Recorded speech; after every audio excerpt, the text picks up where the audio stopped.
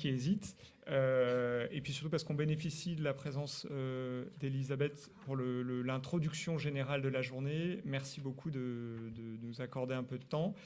Et voilà, je disais juste un mot. Donc, je suis Mathieu Bravin. Je remercie l'ensemble du comité d'organisation, là, les uns les autres, vous verrez. Marilyn Caruana, Clémentine Aline Belloc, Samuel Legros qui est à la réunion, Emmanuel Dolch, Éric Cardinal et moi-même. Et puis l'ensemble des collègues qui nous aident sur les aspects de logistique pour cette journée donc dédiée à la santé, enfin à la contamination chronique des agroécosystèmes replacée dans le contexte de l'approche intégrée des santé. Voilà, je vais pas être plus long sur le petit mot d'introduction. Merci à tous ceux qui sont là en présentiel et en distanciel.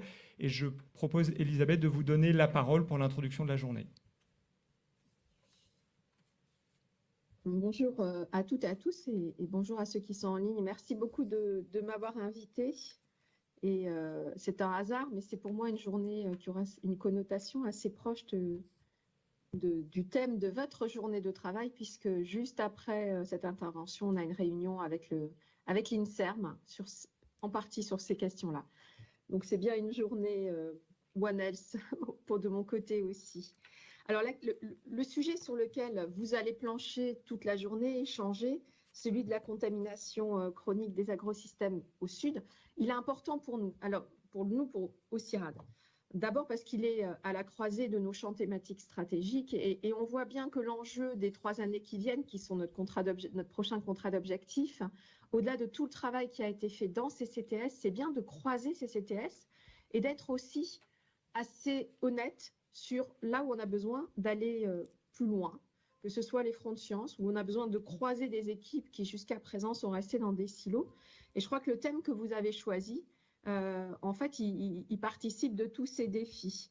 D'abord parce qu'on a vu que tout autour de ces questions en One Health, la question, alors déjà de la santé animale, elle est bien derrière la santé humaine, mais la santé des écosystèmes, elle reste vraiment un cran en dessous. Alors pour des raisons qui ne sont pas forcément de la mauvaise volonté, d'abord parce qu'il y a moins de connaissances, que c'est un champ moins structuré. Et puis aussi parce que comme on a moins d'indicateurs, c'est moins facile et de faire des articles et de faire de l'appui aux politiques publiques. Et ça, c'est un des premiers sujets importants sur ces questions de contamination, c'est qu'ils appellent très souvent une intervention en termes de politique publique, d'appui à la politique publique. Et on voit bien que sans finalement connaissance profonde des enjeux, des conséquences et donc de la quantification et de la pollution et de ce qu'elle implique en termes de possibilités de culture et en matière de santé, ben on va pas avoir ces politiques publiques parce que les politiques ont besoin pour arbitrer, pour décider de chiffres. Donc je dirais que ces quantifications d'effets externes, c'est déjà un premier point sur lequel nous avons déjà travaillé, nous pourrions travailler. Et je crois que ça fait partie de ce gros projet que nous portons qui est Prétag, dans lequel nous allons progresser. Sur ces questions de contamination de l'environnement, en fait, les impacts sont quand même très importants. Les impacts sont importants, on le voit sur les questions des objectifs de développement durable, ils impactent, on m'a dit 12 sur 15, mais je veux bien le croire, c'est très important. Et on voit d'ailleurs que la communauté internationale, tout en ayant le même diagnostic d'une communauté scientifique assez éclatée, de relevés d'indicateurs et de connaissances qui sont pas au même niveau que ceux, par exemple, qu'on peut avoir sur le climat, prend la question à bras-le-corps. Et on l'a vu puisque on est en train de créer un panel sur ces pollutions des sols et ces pollutions des systèmes. Et justement parce qu'on voit bien arriver ce problème à long terme qui va être difficile à gérer. Un autre point important pour nous, c'est la question de ce qui se passe au sud. Parce que les pollutions, on en parle beaucoup, donc des écosystèmes au nord, où depuis longtemps, il y a eu à la fois suffisamment de scandales, suffisamment d'ONG qui sont mobilisées, et puis des politiques publiques qui sont mises un peu en place, notamment pour le suivi, les mesures, les décontaminations, avec des opérateurs spécialisés, et je pense notamment à ce que l'ADEME peut faire dans certains cas. Et puis, il y a des terrains où cela est plus compliqué. Alors, je dirais juste 2 terrains. Un terrain sur lequel on travaille et où on a été confronté à une pollution massive, c'est les Outre-mer. et vous le savez très bien, et nous sommes porteurs de grands projets, notamment dans les Antilles, à la fois pour continuer à mesurer l'impact de la pollution chlordécone, puisque ce qu'on sait aujourd'hui, évidemment, les pouvoirs publics souhaiteraient aller tout de suite vers les solutions. Comment est-ce qu'on peut décontaminer? Comment est-ce qu'on peut aller plus vite? Mais en réalité, on n'a pas fini de mesurer l'impact, de voir de quelle mesure ça affecte les nappes phréatiques, l'eau, la pêche, et donc l'impact potentiel sur la santé humaine. Évidemment, c'est moins porteur politiquement de continuer à parler d'impact que de parler de remédiation. Et pourtant, il y a encore besoin de travailler sur ce sujet. Je sais que nos équipes y travaillent. Il y a vraiment une demande politique forte là-dessus. Et puis, il y a une urgence, j'ai presque envie de dire humanitaire sur ces territoires à traiter cette question, sachant qu'il n'y a pas que le chlordécone comme question de pollution. Et puis, il y a les territoires du Sud qui, eux, vont cumuler les handicaps. Les handicaps, d'une part, d'une recherche moins structurée, d'autre part, d'une prise de parole à partir des résultats de recherche parfois moins faciles politiquement, et puis d'une structuration One Health qui est plus complexe. Et donc là, on a un vrai besoin, nous, de renforcer notre coopération et de le renforcer avec la Valence agroécologie pour travailler en même temps sur les deux segments. Un segment de quantification et peut-être de remédiation, en tout cas de minimisation de l'impact sur la pollution des contaminations qui ont pu exister, et surtout de faire en sorte que les nouvelles cultures, elles, tout en gardant des rendements conformes aux besoins de la population et notamment de la croissance démographique, se fassent avec une limitation de ces contaminations. Et donc, c'est vraiment un paquet, même si parfois nos interlocuteurs ont du mal à eux-mêmes le voir comme un paquet. Alors, je vois qu'il y a Jean-Paul dans la salle. On était au Vietnam ensemble il y a une dizaine de jours. Et Jean-Paul a continué sur le Laos. Et vraiment, on a assisté à un séminaire One Health où on a pu toucher du doigt toutes ces problématiques avec vraiment voilà, une documentation de l'impact et une crainte maintenant et des populations qui, en dépit d'un contexte politique pas facile, s'organisent, et des pouvoirs publics qui ont bien compris aussi l'enjeu qu'il y avait pour eux. Alors, je crois que ça doit être aussi en fait ce qui doit nous guider. C'est au fond ces personnes qui sont en état d'extrême pauvreté. Je pense au Laos, qui est quand même un pays très très pauvre. Bien sûr, je pense à l'Afrique, et où il faut renforcer notre effort. Alors d'abord un effort de formation et de recherche, pour qu'il y ait une appropriation de ces questions dans la communauté scientifique. Et puis aussi le montage de projets très concrètement auprès des agriculteurs, notamment en agroécologie, avec cette multiplicité et puis cet avantage que nous avons, CIRAD, parce que nous en avons les moyens, d'avoir cette transdisciplinarité, d'avoir toutes ces compétences scientifiques au sein de l'établissement, que ce soit les agronomes, les vétérinaires, les écotoxologues, voilà, les chimistes, toutes ces compétences qui sont nécessaires pour s'atteler à ces sujets. Donc, en fait, en conclusion, parce que je m'aperçois que je suis en train de manger un peu trop de temps, les sujets sur lesquels vous allez travailler, c'est vraiment la couche au-delà des CTS. C'est ce qu'il y a dans notre contrat d'objectifs 2023-2026. C'est comment, à partir du travail qu'on a fait sur plusieurs CTS, et ici vous êtes au moins au croisement des deux, que ce soit le One Health ou l'agroécologie, comment est-ce qu'on peut proposer finalement une nouvelle mobilisation sur des sujets qui nous semblent correspondre à la fois à des sujets sur lesquels on a besoin d'accélérer scientifiquement. Je vous ai parlé de toutes les questions de quantification et j'y tiens beaucoup notamment en matière d'agroécologie, parce que c'est un reproche qui nous est souvent adressé, c'est finalement de mobiliser pas suffisamment de force sur toutes ces questions. Et puis aussi effectivement, parce que c'est des sujets qui touchent réellement notre mandat d'appui au développement, parce qu'ils touchent la santé des populations et parce qu'ils sont tournés vers l'avenir. C'est vraiment de permettre un nouveau développement agroécologique qui permettent de limiter les risques sur la santé des écosystèmes, mais in fine donc sur la santé humaine. Donc voilà, c'est des sujets importants et sur lesquels j'espère qu'on pourra rendre compte à la fois lors des prochaines évaluations HCERS et puis à la fin de notre contrat d'objectifs. Donc avec ces derniers mots, il me reste à vous souhaiter de bons travaux, même si c'est un vendredi. Et puis, je remercie les animateurs de tout ce travail effectué. Merci beaucoup pour cette présentation. Je pense que le dernier mot était, je pense, vraiment au cœur de l'objectif de la journée, c'est-à-dire, sans paraphraser, comment proposer une nouvelle mobilisation autour de cette thématique qui est transversale à un certain nombre de champs thématiques stratégiques de l'institution. Et donc, c'est bien le but de la journée de travailler en ce sens et d'essayer d'initier la réflexion pour aller vers cet objectif-là. Merci beaucoup encore, Elisabeth, et on va pouvoir continuer avec une présentation que je vais vous faire pour compléter ce qui a été dit sur les enjeux scientifiques, c'est-à-dire parce qu'on ne sait pas tout, et ça c'est très vrai, qu'on sait moins que dans d'autres disciplines, notamment sur les aspects de santé humaine ou de santé animale, mais il y a quand même un certain nombre d'éléments de connaissance, et au moins on commence à aborder un peu mieux ce qu'on ne sait pas bien, ce qui est évidemment ce qui est nécessaire pour la suite des travaux. Alors, je change de micro et d'ordinateur. Voilà, donc vous devez voir la présentation, y compris en distanciel.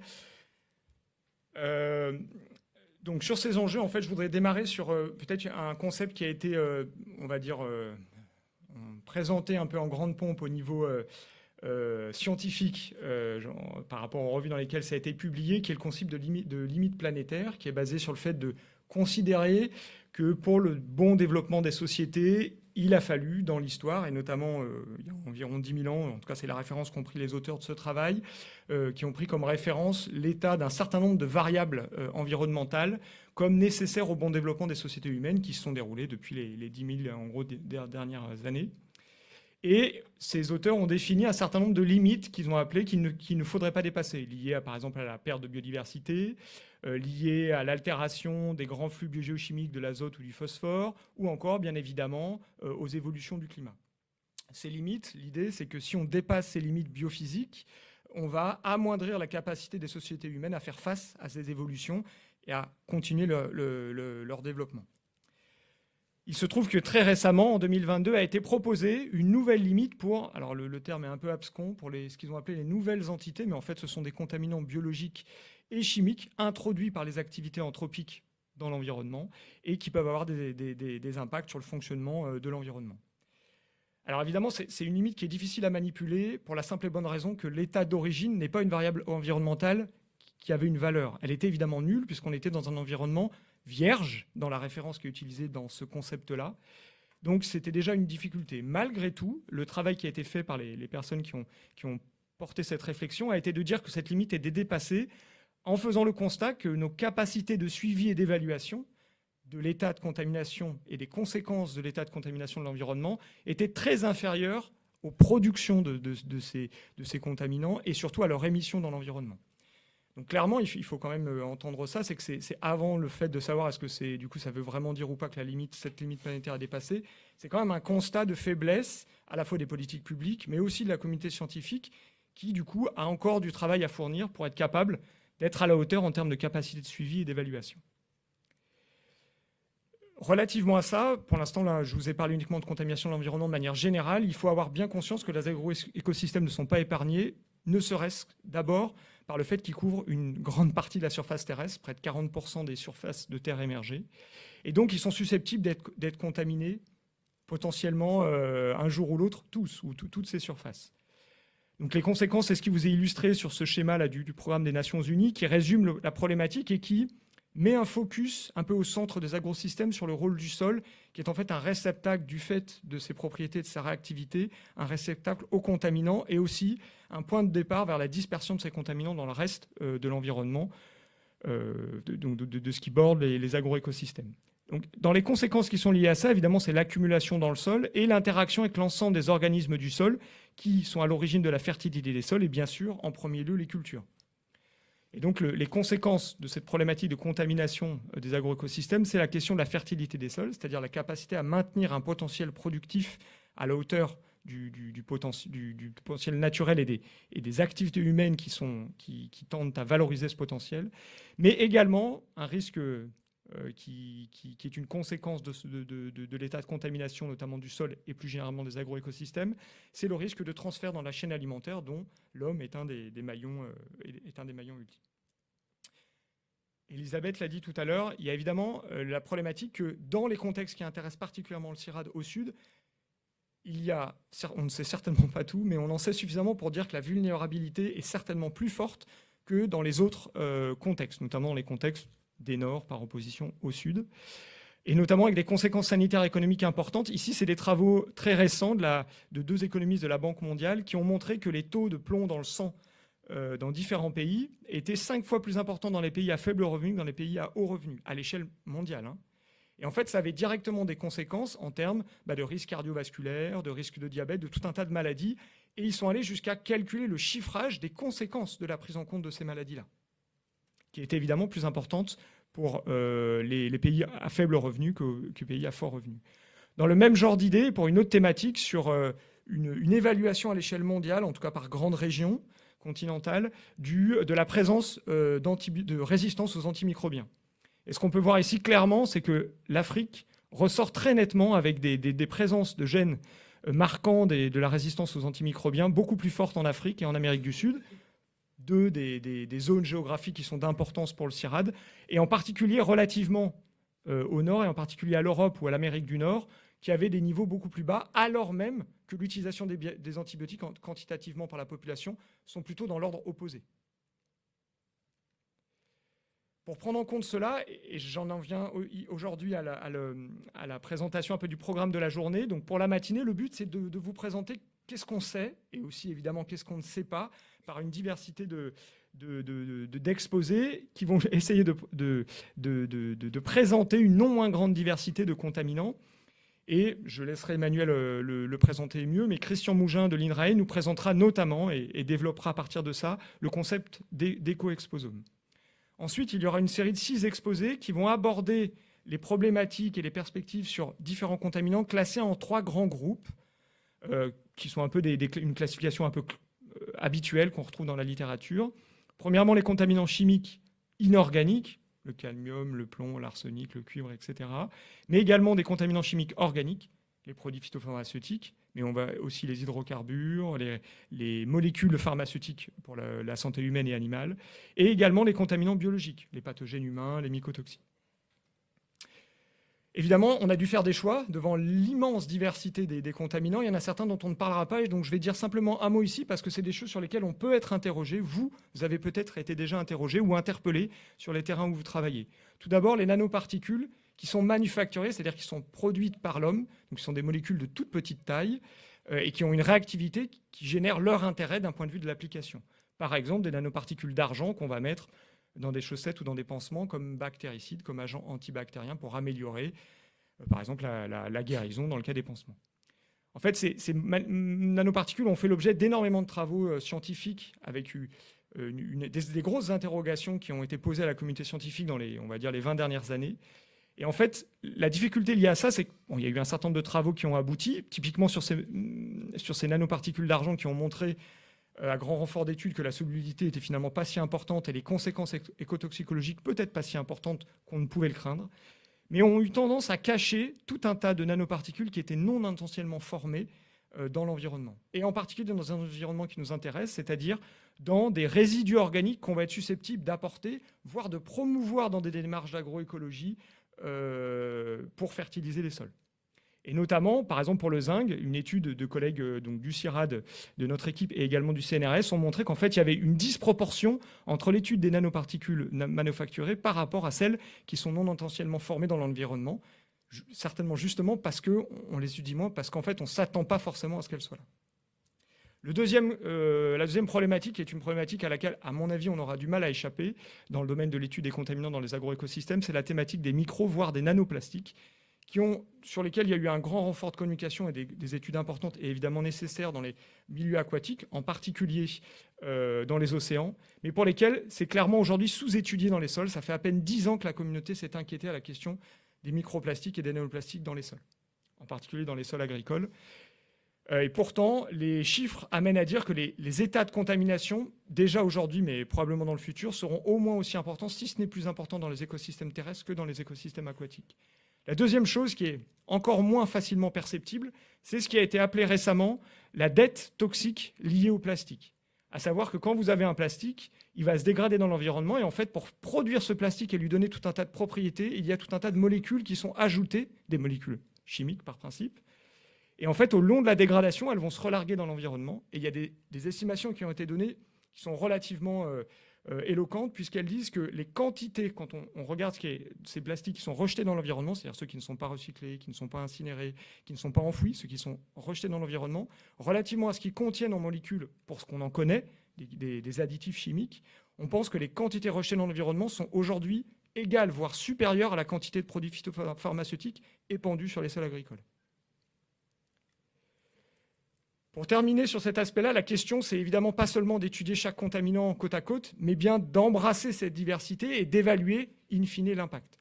Donc Ralph Rosenbaum nous a fait l'honneur de venir aujourd'hui, depuis Barcelone, pour nous parler d'une approche globale associée à l'analyse de cycle de vie, qui est le module USTOX, pour faire l'évaluation des conséquences toxicologiques et écotoxicologiques de la contamination des écosystèmes de manière générale et des agroécosystèmes notamment. Évidemment, il ne faudrait pas oublier dans cet aspect-là, et peut-être que parmi vous, certains travaillent dans le domaine des sciences humaines, l'ensemble des enjeux sociaux qui sont associés à ça, pas simplement d'un point de vue des conséquences, mais d'un point de vue de la connaissance scientifique à développer sur cette thématique. Et je voudrais revenir pour ça, donc il y aura un exposé par Aurélie Binot pendant la matinée sur les enjeux sociaux liés aux recherches en santé-environnement.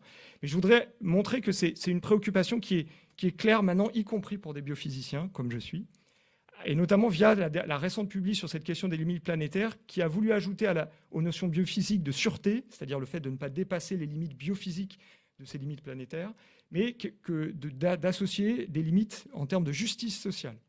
Et en fait, ce qui est intéressant, sans rentrer dans les grands détails, c'est que certaines de ces limites en termes de justice sociale seraient plus contraignantes que les limites biophysiques, notamment typiquement pour les aspects liés au changement climatique, ce qui montre que ce n'est pas juste, entre guillemets, pour travailler les uns avec les autres qu'il faut intégrer les approches biophysiques et les approches sociales, mais bien pour être performant dans les réponses que la communauté scientifique va donner à cet enjeu. La dernière chose dont je voudrais parler avant de conclure, c'est de revenir sur les approches intégrées de la santé et de montrer, Elisabeth l'a dit dans son introduction, mais avec un résultat très récent, que cette santé des agroécosystèmes, et en particulier liée à la contamination, était encore trop peu prise en compte par la communauté scientifique. On ne fait ni moins bien ni mieux par rapport à ça. Et simplement, on voit très bien sur ce graphique-là, sur les études portées par les réseaux One Health à l'échelle mondiale, que la très large majorité, en fait, sont sur, évidemment, les maladies émergentes qui vont toucher la santé animale, la santé humaine, et qu'on peut retrouver dans une petite partie des études des choses qui pourraient faire penser à une prise en compte des aspects de contamination de l'environnement. Évidemment, l'idée, ce n'est pas juste de s'arrêter sur ce constat, mais c'est de réfléchir et de proposer d'avancer sur cette thématique dans la stratégie scientifique du CIRAD. Donc, au-delà du constat d'aujourd'hui, c'est de se porter sur demain. Et c'est le but de l'après-midi, après les exposés scientifiques du matin, de discuter de ces aspects stratégie en articulant autour de la stratégie scientifique, qui sera rappelée, et les directions scientifiques vont intervenir à tour de rôle, de mobiliser les différents chantiers, comme le chantier filière, comme évidemment la logique géopartenariale des dispositifs en partenariat, le dialogue sciences-société-politique et évidemment un des nerfs de la guerre important, les financements avec la DIMS qui a fait une analyse des financements mobilisés aujourd'hui et des financements qu'on pourrait peut-être mobiliser demain. Voilà, je vous remercie pour votre attention.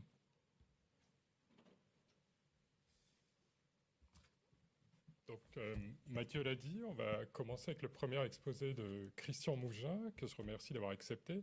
Donc, Christian Mougin, il est directeur de recherche à l'INRAE, il est en poste à l'UMR Cali Sud, et il développe des travaux de recherche sur les développements de biomarqueurs d'écotoxicité en lien avec la dynamique et l'impact des contaminants organiques.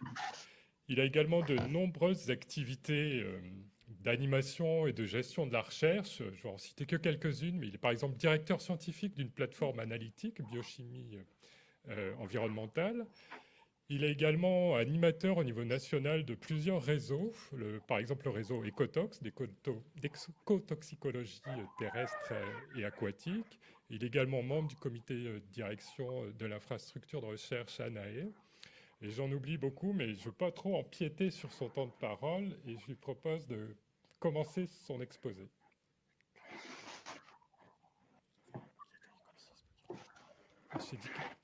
Il n'est pas à quelle issue. Merci Emmanuel, vous m'entendez bien là? Oui, oui, très bien. Par contre, on ne voit pas Christian, est-ce que c'est normal? Oui, c'est pas bien grave. C'est bon pour le son? Oui, oui, on t'entend bien, Christian. Est-ce que vous m'entendez?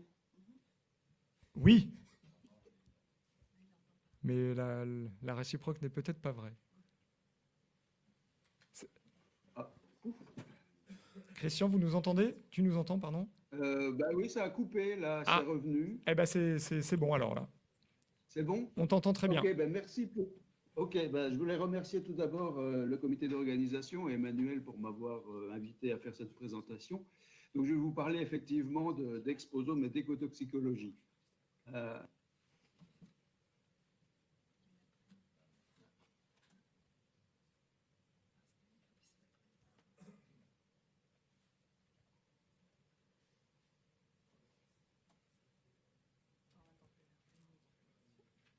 On t'entend plus, Christian.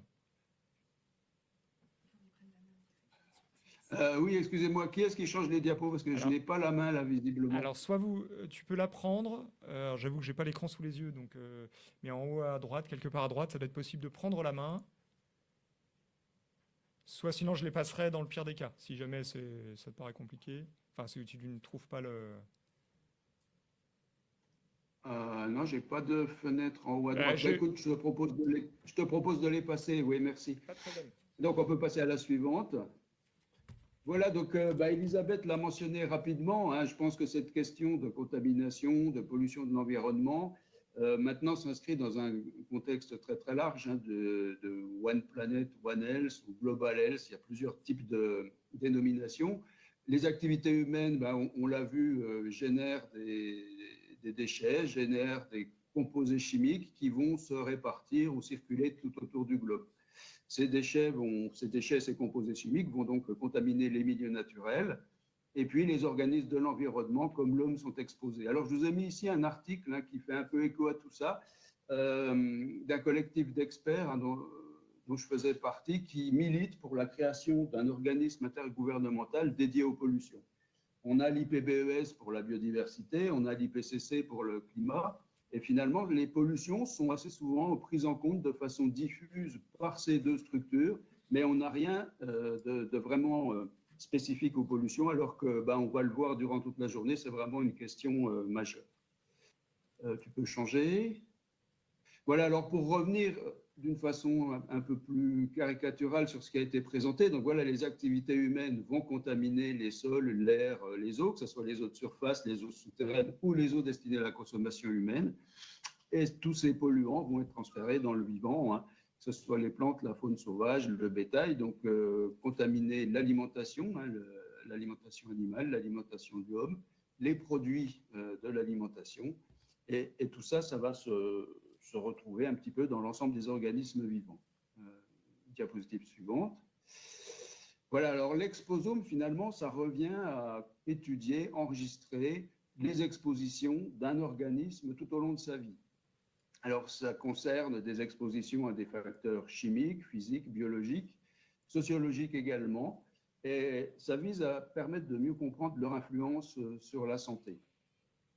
Je n'ai pas remis le lien ici, mais sur le site institutionnel INRAE, il y a tout un dossier sur l'exposome. Si vous tapez sur Google exposome INRAE, vous allez retomber dessus et ça vous permettra d'avoir quelques compléments d'information. Donc, c'est une notion déjà ancienne, qui a presque une vingtaine d'années, qui a surtout été développée dans le cadre de l'exposition de l'homme, pour faire le lien avec la santé de l'homme. Et puis, en 2012, il y a eu quelques évolutions, notamment sous la responsabilité du Conseil national de la recherche américain pour intégrer des notions de surveillance et puis intégrer finalement aussi l'ensemble des expositions dont j'ai parlé. Puisqu'au départ, c'était quand même plutôt exposition chimique. Alors, on l'a vu, c'est pour le CIRAD une priorité, c'est aussi une priorité pour INRAE, hein, dans son document INRAE 2030, vous voyez qu'il y a un item qui concerne les pollutions, la contamination et l'exposome. Et puis à l'INSERM aussi, dans le plan stratégique, ces approches globales de santé-environnement incluant l'exposome sont clairement détaillées. Diapositive suivante. Alors, travailler sur cette notion d'exposome, ça implique de disposer d'outils. Alors, il est nécessaire de mettre en place des infrastructures, des outils dédiés. Alors, il y en a plusieurs qui existent déjà en France. Hein. Il y a MetaboHub, qui est une infrastructure nationale, qui comprend un certain nombre d'acteurs. Et puis, il y en a une qui s'est développée plus récemment, qui s'appelle France Exposome, qui comprend aussi beaucoup plus d'acteurs et qui est surtout partie de la volonté de mieux étudier l'exposition humaine.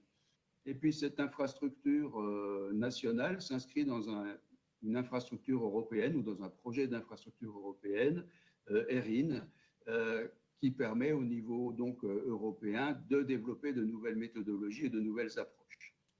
Alors, on a besoin aussi, notamment en santé humaine, de travailler sur des cohortes. Donc, il y a aussi une infrastructure nationale qui s'est créée, France Cohorte, qui permet de développer des biomarqueurs, de mettre en place des programmes d'épidémiologie et de mettre en place des approches non ciblées. Vous voyez, donc toute la communauté scientifique nationale se structure pour répondre à cette notion d'exposome. Alors, au niveau INRAE, on a aussi un métaprogramme qui s'appelle CIALSA, qui traite de la relation entre les systèmes alimentaires et la santé. Et dans ces systèmes alimentaires, on comprend bien évidemment l'agriculture et l'environnement comme moteur de la qualité à la fois nutritionnelle et sanitaire de l'alimentation. Alors, cette année, il y a eu aussi un appel à projet conjoint INSERM-INRAE sur la question de l'exposome et santé. Et j'ai regardé pour faire écho au thème de la journée, il n'y avait pas dans cet appel à projet de réponse ou de soumission venant d'équipes du Sud. Donc là, il y a peut-être effectivement aussi un gap en termes de représentation dans la sphère scientifique. Et puis, il y a un énorme projet européen qui a démarré en 2021 qui s'appelle PARC, qui est un partnership porté par l'ANSES, qui comprend les agences d'évaluation des risques européennes et puis 200 partenaires. Vous voyez que c'est un gros truc qui vise à concevoir une meilleure évaluation des risques des substances chimiques, incluant effectivement aussi ces questions d'exposome, pour mieux protéger, et ça c'est assez nouveau, la santé humaine et l'environnement. Ce projet PARC fait suite à un précédent projet européen qui s'appelait HBM4U, qui traitait exclusivement de santé humaine. Et là, l'Europe a souhaité élargir à l'environnement. Diapositive suivante. Voilà. Alors, de l'exposome à l'éco-exposome, et on parle de plus en plus aussi de cette notion d'éco-exposome. C'est vrai que l'exposome, on l'a surtout vu du côté de la santé humaine avec des mesures qui pouvaient concerner un certain nombre de tissus ou de fluides biologiques ou l'environnement de l'être humain. Mais maintenant, on veut aussi appliquer cette notion aux organismes non humains. C'est surtout venu de la problématique des perturbateurs endocriniens au milieu aquatique. Et essayer de collecter des éléments utiles pour l'analyse des effets des pollutions sur la biodiversité et les écosystèmes. Donc, se pose aussi la question de plus en plus importante et qu'on s'est relativement mal traité aussi de l'exposition aux combinaisons de contaminants présents à l'état de trace. Et puis, se pose aussi la question de l'évaluation au-delà de l'impact sur les populations ou les communautés, mais de l'impact de ces pollutions chimiques sur les services écosystémiques et la biodiversité. Donc, on essaie d'intégrer finalement ces notions d'exposome aux approches développées en écotoxicologie. Donc, diapositive suivante, voilà. Alors, qu'est-ce que l'écotoxicologie? C'est une science intégrative à l'interface de plusieurs disciplines fondamentales. Alors, je vous ai mis une définition. Il y en a énormément qui circulent sur l'écotoxicologie. Il faut savoir que cette science intégrative a été plutôt lancée par des Français. C'était René Truot à l'époque, mais il n'y avait pas que lui. Il y avait aussi, j'ai oublié son nom, le collègue de Metz. Et puis, il y a eu aussi des collègues sur Orsay qui ont beaucoup contribué à démocratiser, entre guillemets, cette discipline. Et ça consiste à intégrer la toxicologie et l'écologie.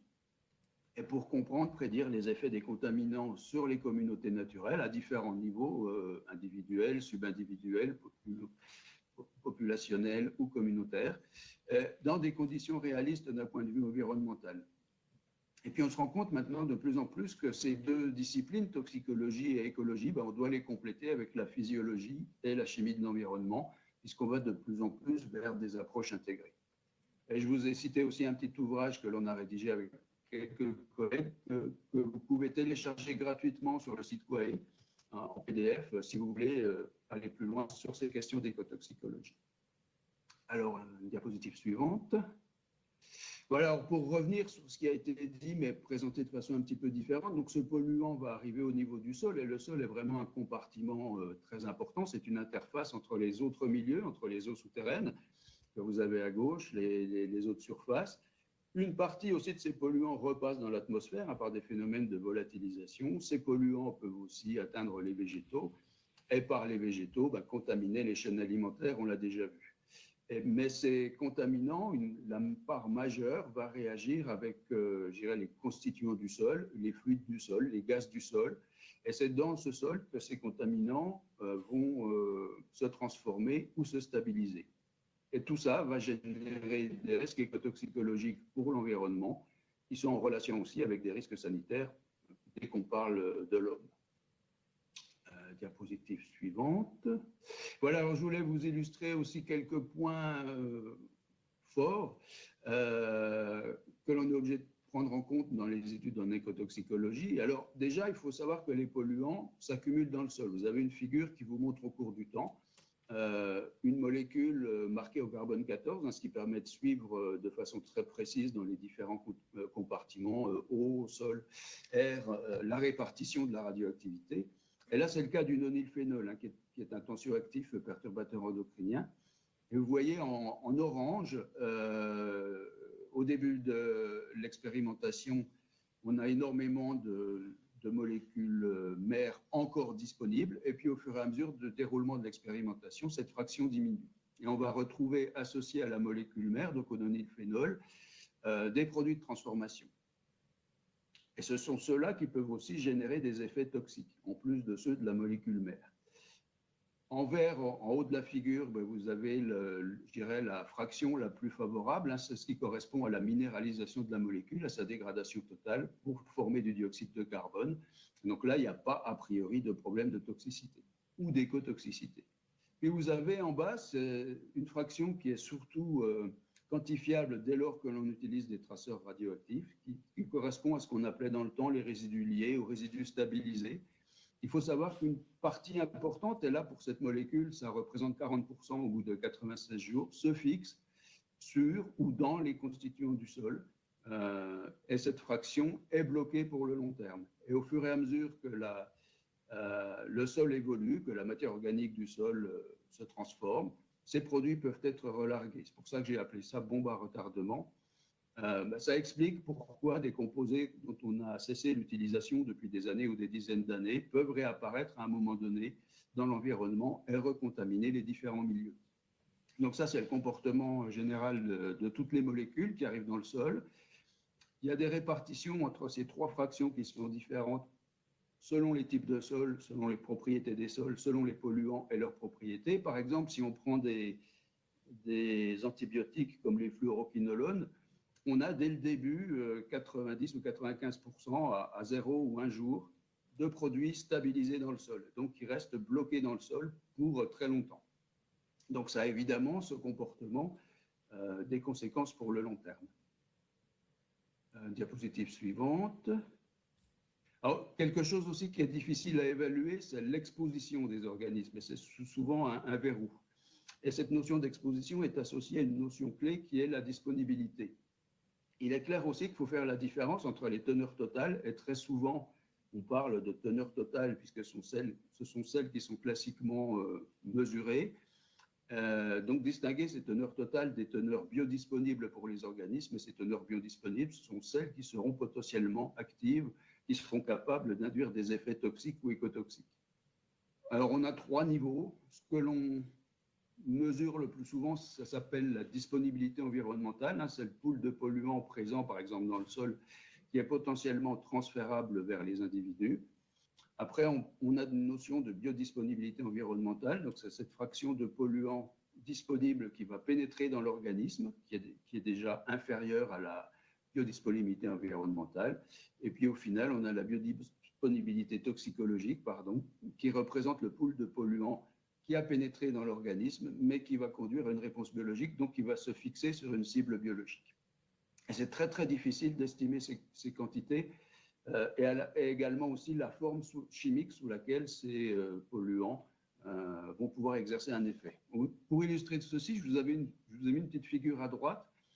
Donc, chaque barre de l'histogramme représente un type de sol. Enfin, il y a une vingtaine de sols différents qui ont été tous contaminés avec du plomb à la dose de 2 grammes par kilo, donc une dose déjà conséquente. Et puis, ce qui a été mesuré en abscisse, c'est la mortalité des vers de terre. Et vous voyez que pour 40% des sols, on n'a aucune mortalité de vers de terre à gauche de la figure. À droite de la figure, pour 20% des sols, on a une mortalité totale. Et puis au milieu, on a des intermédiaires avec 5 à 60% de mortalité, donc, alors que ce sont tous des sols qui ont reçu la même dose de polluants. Vous voyez aussi que là, les propriétés physiques du sol vont moduler de façon très importante l'exposition des organismes à ces polluants et au final, les impacts de ces polluants. Diapositive suivante. Voilà, un point aussi très important, c'est l'accumulation. On en a beaucoup parlé, et l'accumulation dans les réseaux trophiques. Donc, c'est une manip un petit peu ancienne qui était faite sur les polychlorobiphéniles. C'est issu des travaux de collègues suisses de l'EPFL de Lausanne, donc qui ont regardé les concentrations en PCB dans différents organismes. Donc, dans le sol et dans le tube digestif de vers de terre, vous voyez que vous avez des concentrations qui sont relativement proches.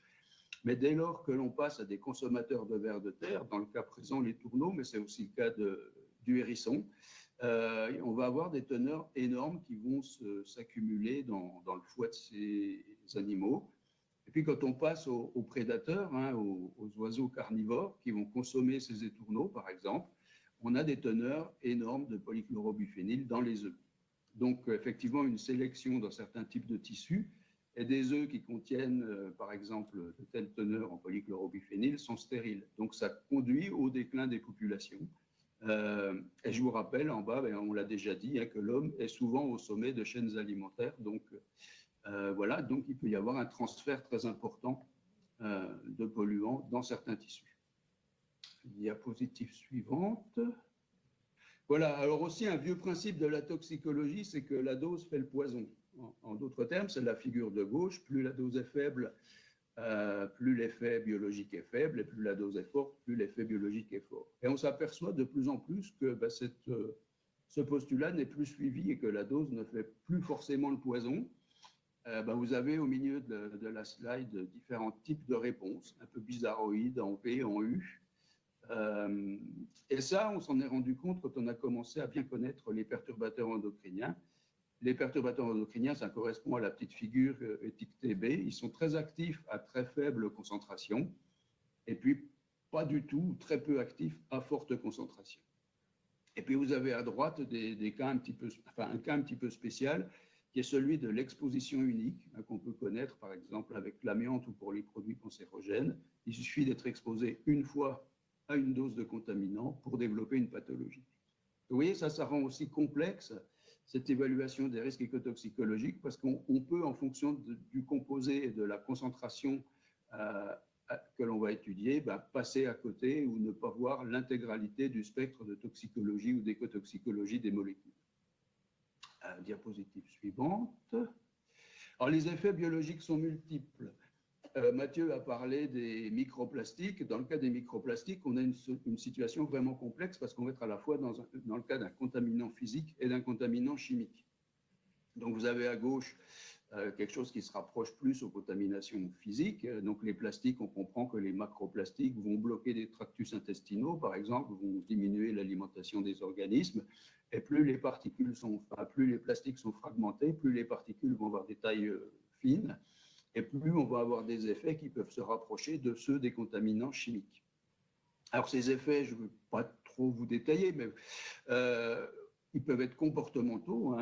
On sait maintenant qu'il l'exposition des organismes, et notamment si on prend les vers de terre dans les sols, l'exposition des vers de terre aux pesticides va modifier leur comportement de creusement, de perturbation des sols.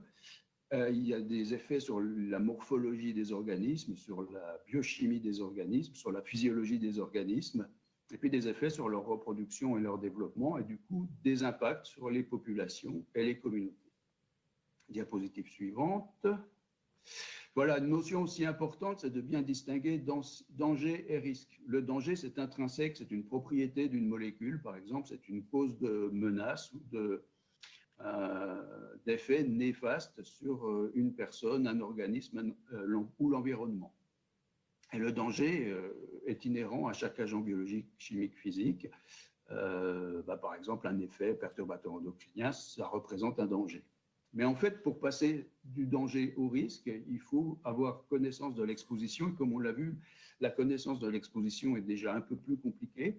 C'est souvent une distribution de probabilités qui croise la quantité de produits et le temps de contact avec ce danger. Et vous avez vu, la biodisponibilité, tout ça, ce sont des notions très difficiles à vraiment quantifier. Donc le risque, c'est le danger par l'exposition. Donc le risque, c'est une probabilité d'occurrence d'un danger. Et comme toute probabilité qui est souvent calculée à partir de modèles mathématiques, il peut y avoir une incertitude relativement importante. Et de plus en plus, on introduit une troisième variable qui est la vulnérabilité. Donc ce sont des facteurs de sensibilité intrinsèque des cibles biologiques. Par exemple, l'espèce, l'âge, le sexe sont des facteurs qui modifient la vulnérabilité des organismes à l'exposition aux toxiques. Diapositive suivante. Voilà, alors vous le savez sûrement mieux que moi, j'ai essayé d'illustrer un petit peu, on a parlé des pays du Sud, les pesticides dans les pays du Sud. Il y a des utilisations qui sont plus ou moins importantes selon les continents et les cultures. Par exemple, la situation de l'Amérique du Sud est différente de la situation de l'Afrique, est différente de certains pays d'Asie. On a souvent des contextes pédoclimatiques, c'est même toujours des contextes pédoclimatiques spécifiques qui sont différents de ceux que l'on connaît en métropole. Il y a des hotspots, ça a été évoqué, chlordécone aux Antilles. Il y a l'histoire des dioxines au Vietnam, suite à l'utilisation de l'agent orange. Et puis, dans certains pays, l'utilisation d'OGM résistants aux pesticides, notamment en Amérique du Sud, mais pas que, conduit à des surutilisations de pesticides et à l'apparition de beaucoup de résistance. Il y a aussi beaucoup de mésusages. Il y a une méconnaissance, à la fois des usages et avec des conseils non appropriés. Et puis, je vous ai mis une petite figure qui est issue de l'Atlas des pesticides, là, qui est sorti cette année, qui vous montre au Ghana, à gauche, que finalement, les populations utilisent très, très peu de moyens de protection. Et puis, à droite, les populations ont aussi une très faible connaissance des pictogrammes, donc une utilisation des pesticides qui peut conduire à pas mal de soucis. Et donc, il y a des impacts environnementaux et puis des impacts sanitaires avérés ou à venir. Diapositive suivante. Voilà, alors en conclusion, effectivement, je pense qu'il est important de se positionner à l'échelle de la santé globale. Il faut bien lier l'étude de l'exposome à l'écotoxicologie.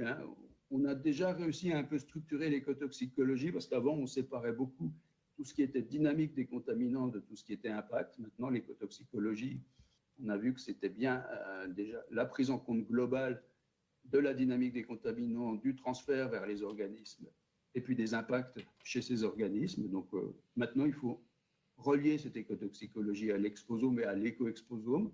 Ça nécessite de développer des outils, de développer l'interdisciplinarité entre les équipes de recherche, donc développer des infrastructures, j'en ai parlé. On est quand même relativement dans le domaine de l'environnement mal équipé, à mon sens, dans le domaine de la chimie analytique.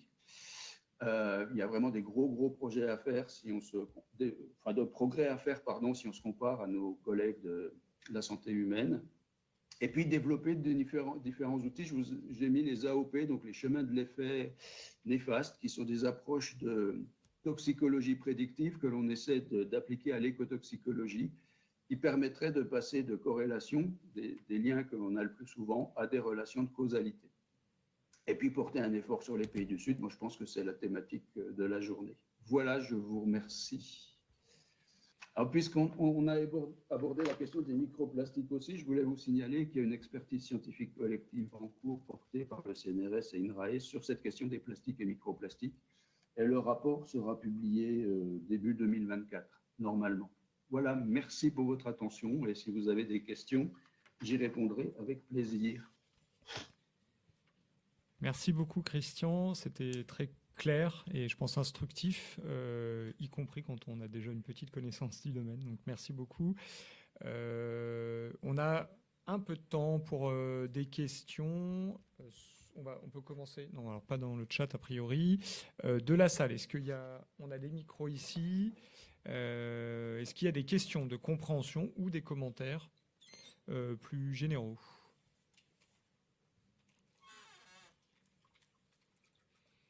Alors, moi, je vais peut-être en poser une première à Christian, histoire de on va dire, réchauffer un peu la salle, là, qui est un peu frileuse. Ma question, Christian, c'est sur cet aspect, la dose ne fait pas forcément le poison.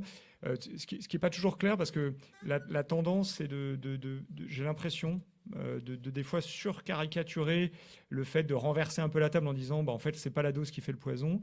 Et je voulais avoir ton avis d'expérience, de toute une carrière d'expérience. Est-ce que c'est quand même pas la plupart du temps la dose qui fait le poison, sauf dans un certain nombre de cas?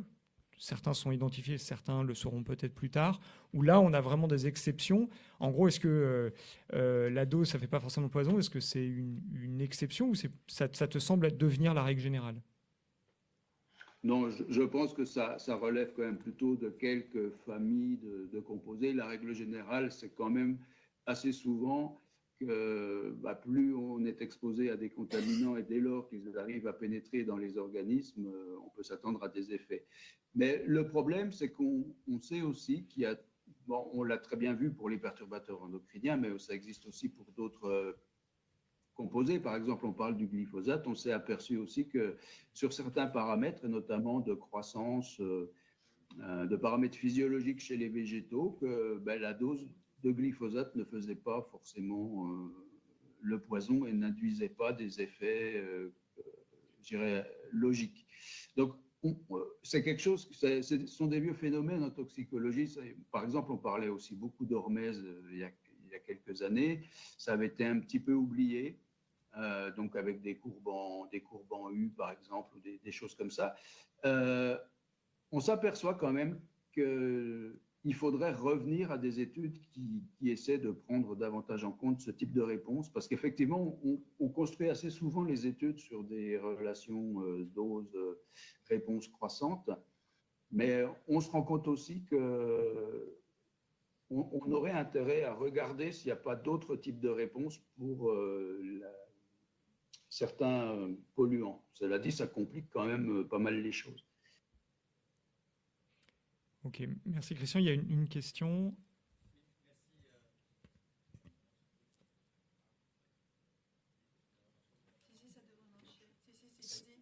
Ça devrait normalement fonctionner.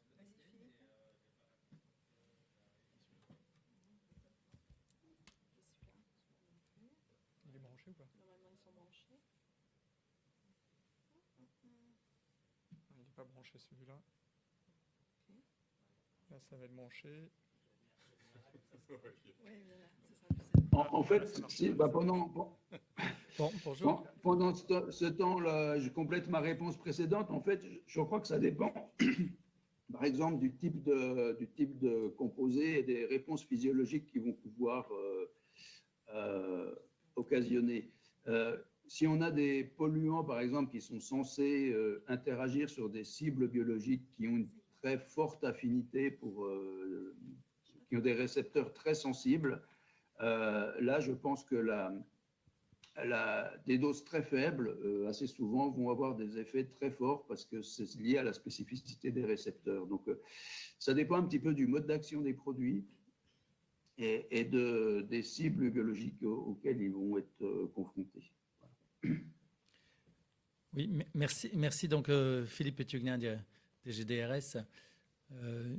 Vous n'avez pas parlé d'effet cocktail dans votre présentation. Est-ce que vous voulez en dire deux mots? Moi, je ne sais pas si on avait prévu d'en parler dans l'après-midi, mais Et je me disais Ouais, justement alors, sur cet aspect à la fois nous on le voit dans la question des mésusages, hein, on connaît un certain nombre de pays, notamment dans les pays tropicaux, où pour simplifier les applications, on mélange deux produits, ou des fois on ne sait pas vraiment ce qu'il y a dans le bidon de pesticides qu'on vient d'acheter, donc il peut y avoir des mélanges de produits. Et j'imagine que ça peut jouer justement sur ces différences de réponse.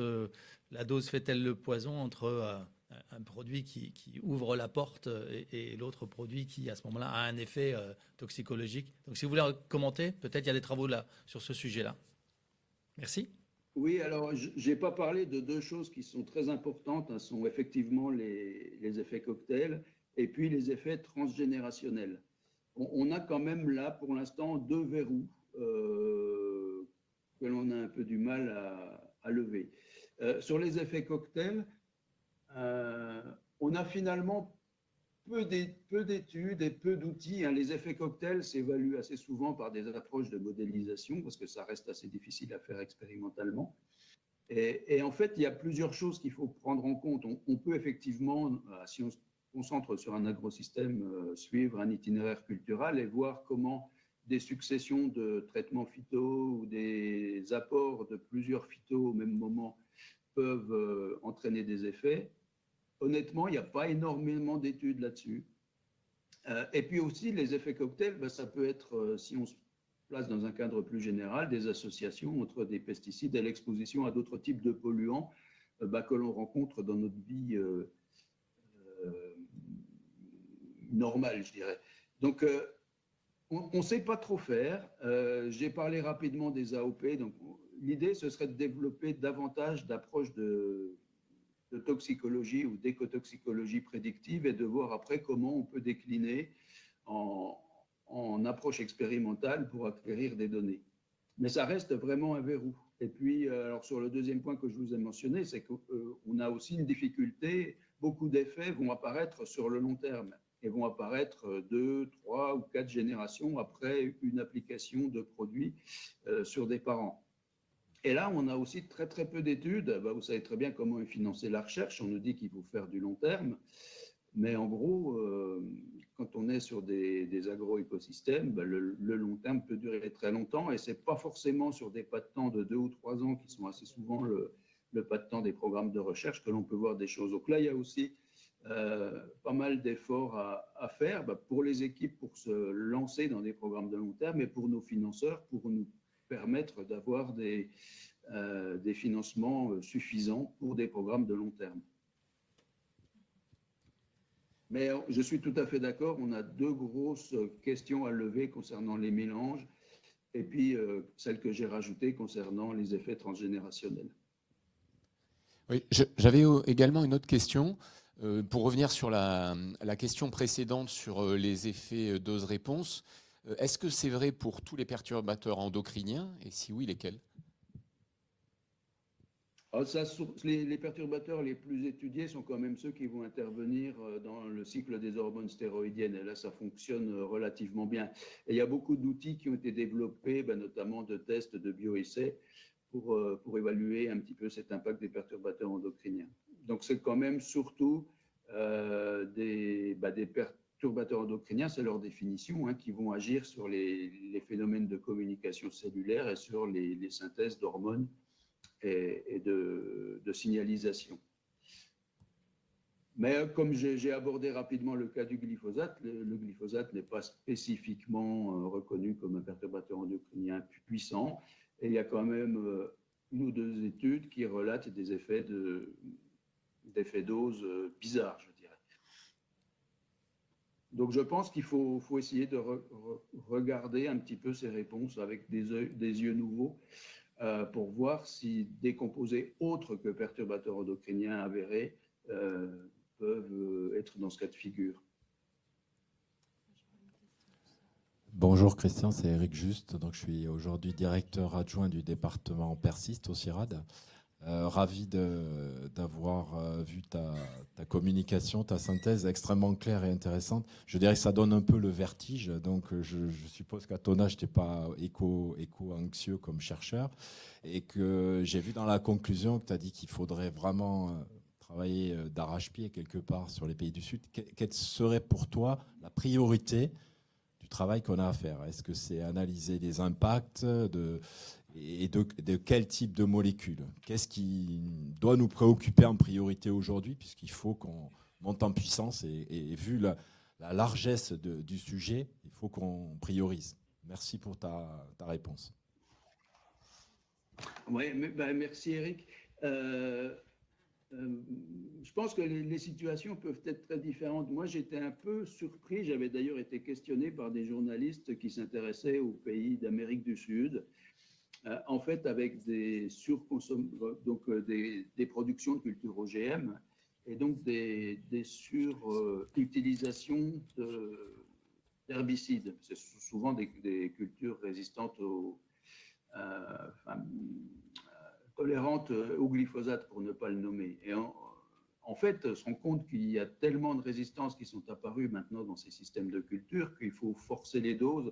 On est, si ma mémoire est bonne, à des doses d'utilisation de glyphosate qui sont 10 fois par saison ce que l'on a autorisé en Europe. Donc des doses massives, une contamination générale de l'environnement et aussi une contamination donc, des denrées alimentaires et des impacts sur la santé qui sont avérés. Donc je sais, ça c'est connu. Je ne sais pas après comment on peut agir sur ces questions-là, parce qu'il y a derrière des aspects sociaux, politico-économiques à prendre en compte. Mais je pense aussi que sur d'autres pays, j'ai rapidement mentionné l'Afrique, hein, il y a sûrement des actions de formation déjà pour diminuer les expositions ou finalement diminuer les mésusages et diminuer les expositions à ces polluants. Je ne saurais pas trop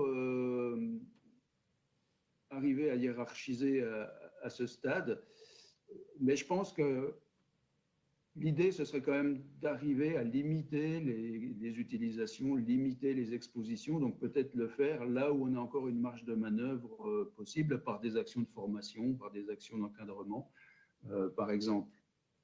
Je ne sais pas si j'ai bien répondu à ta question. Marilyn Carviana, donc chargée de mission animation scientifique et plus en charge de l'animation des collectifs CTS.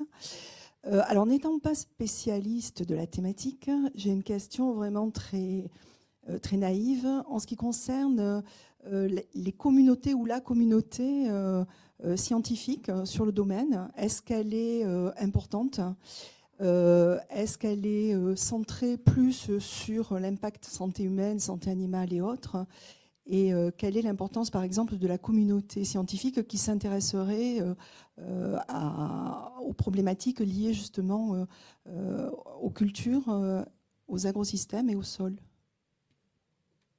Alors, si on regarde plus spécifiquement l'écotoxicologie, on a dans le réseau auquel je contribue 260 inscrits actuellement au niveau national et quelques francophones en Suisse ou Québec. Donc ça peut paraître beaucoup, mais on a dedans aussi des sympathisants, entre guillemets, des gens qui ne sont pas spécifiquement écotoxicologues, mais qui s'intéressent à la question. Voilà, ça représente le maximum des forces, que ce soit des chimistes de l'environnement ou des toxicologues ou des écotoxicologues, des gens qui vont travailler sur les aspects populationnels, d'autres qui vont travailler sur les aspects de reproduction. Voilà, donc on n'a pas, au niveau national, je pense qu'on aurait besoin de structurer davantage les choses. On avait milité, nous, à un moment, lors du rapprochement INRA-IRSTEA, pour la création d'une structure qui corresponde un peu au centre écotox suisse. Donc, une structure qui puisse à la fois mener des recherches en écotoxicologie et puis être en appui des politiques publiques et avoir aussi des aspects beaucoup plus finalisés, réglementaires. Ça nécessiterait de mettre en place des structures interorganismes et on n'y est pas. On avait fait passer avec quelques collègues un petit rapport à la direction générale d'INRAE, mais je crois que c'est pas encore vraiment mûr cette question-là. Moi, je pense qu'on gagnerait à structurer beaucoup les choses. On a des écotoxicologues maintenant dans pas de nombreuses unités, mais dans plusieurs unités, mais ce sont souvent des forces assez disséminées. en petit effectif et on perd un peu en efficacité. Et je pense que, comme je l'ai déjà dit, on a aussi un gros verrou qui est sur la chimie de l'environnement. Au moins à INRAE, moi je considère qu'on n'a pas de structure équivalente à ce qu'on peut trouver par exemple au CNRS ou à l'INSERM pour travailler sur ces questions de contamination chimique. Et là aussi, on a un effort à faire pour développer des outils, enfin, voilà, au niveau de l'environnement, hein, j'entends bien, parce qu'au niveau humain, c'est un peu différent. Donc, voilà, on n'est pas une communauté énorme, mais elle est quand même conséquente. Il faudrait arriver, je pense, à la structurer davantage et à gérer davantage d'interactions. Alors, c'était un peu un des objectifs du réseau, hein. On y arrive, mais il y a encore un peu de marche, de travaux à mener. Merci beaucoup, Christian.